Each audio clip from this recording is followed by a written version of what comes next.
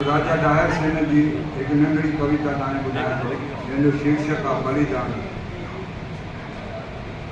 सिंध जो सचो नूर निरानी, सिंध जो सचो नूर निरानी, सिंध जो सचो नूर नूरानी, ज़ाहिर तुंहिंजी अज़ब कहानी।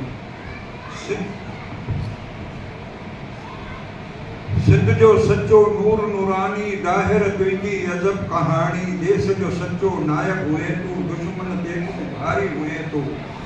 देश जो सचो नायक हुए तू, दुश्मन ते तू भारी हुए तू। परिवार समेतो ॾिनी कुर्बानी, अॼु यादि करे तो नर ऐं नारी।